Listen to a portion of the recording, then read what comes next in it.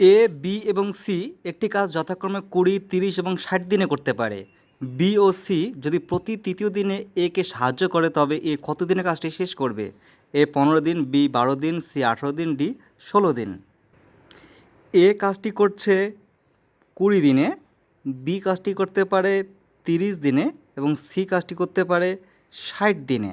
তাহলে এখান থেকে আমরা টোটাল কাজ বের করে নেব কীভাবে? দেখো, 20, 30 এবং 60-এর এলসিএম 20 এবং 20, 30, 60-এর এলসিএম হবে 60, অর্থাৎ টোটাল কাজ হচ্ছে 60। এটা হচ্ছে টোটাল কাজের অংশ। তাহলে এ যদি এই 60 অংশ কাজ 20 দিনে করে তাহলে এ একদিনে কত অংশ কাজ করবে? একদিনে এই 60কে 20 দিয়ে ভাগ করলে দাঁড়াবে 3। বি এই 60 অংশ কাজ 30 দিনে করছে, তাহলে একদিনে কত অংশ কাজ করবে? একদিনে করবে 60কে 30 দিয়ে ভাগ 2। আর সি এই 60 অংশ কাজ করতে 60 দিন সময় লাগছে, তাহলে সি একদিনে করে কত অংশ কাজ? 1 অংশ। এবার দেখো বলেছে যে বি ও সি যদি প্রতি তৃতীয় দিনে এ কে সাহায্য করে, তার মানে প্রথম দিন এ একা করবে, দ্বিতীয় দিনে একা করবে, তৃতীয় দিনে এ কে সাহায্য করবে কে? বি এবং সি। তাহলে প্রথম দিন যদি করে এ একা, কত অংশ কাজ করবে? 3 অংশ। দ্বিতীয় দিন যদি এ একা করে, কত অংশ কাজ করবে? 3 অংশ। তৃতীয় দিন এ যখন করবে, এ 3 অংশ করবে, সাথে বি এবং সি যোগ দেবে। মানে কি? মানে দেখো, বি করছে একদিনে 2 অংশ, এই 2 অংশ, সি একদিনে করছে 1 অংশ, এই 1 অংশ। তাহলে দেখো টোটাল 3 দিনে কত অংশ কাজ হচ্ছে? টোটাল 3 দিনে কাজ হচ্ছে 3, 3, 6, 3, 9, 10, 11, 12। এভাবে আবার চলবে। দেখো, প্রথম 2 দিন কাজ কাজ করবে এই একা, তারপরে 3 দিনের দিন আবার কি হেল্প করবে ওদের? বি এবং সি, মানে কি 2 অংশ এবং 1 অংশ।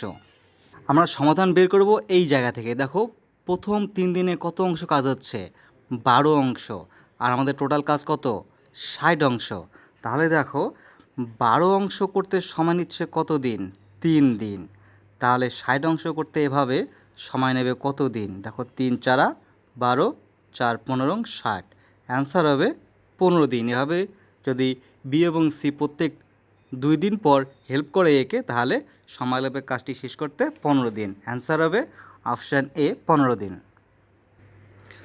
এ এর বেতন বি এর বেতনের তুলনায় 20% কম এবং বি এর বেতন সি এর বেতনের তুলনায় 20% কম।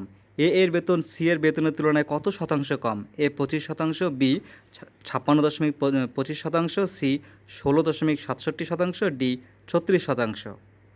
আমি এ, বি এবং সি তিনজনকে ধরছি। প্রথমে আমাকে ধরতে হবে সিকে। সি যদি 100 টাকা পায়, তাহলে দেখো সি এর বেতন যদি আমি 100 টাকা ধরি, তাহলে দেখো সি এর বেতনের তুলনায় 20% কম বেতন কার? বি এর। তাহলে সিকে ধরেছি 100, এরা 20% কম কত হবে? 80। 80 টাকা বেতন কার? বি এর। এবার দেখো, বি এর বেতনের তুলনায় 20% কম কার বেতন? এ এর বেতন। আচ্ছা, এই 80 টাকার যদি 20% আমি বাদ দেই তাহলে কত টাকা হচ্ছে? দেখো, 100তে যদি আমি বাদ দেই 20, 80তে কত? এখানে হবে 16। আর এই 16 টাকা আমাকে বাদ দিতে হবে 80 থেকে। আর 80 থেকে যদি আমি 16 বাদ দেই তাহলে কত দাঁড়াচ্ছে?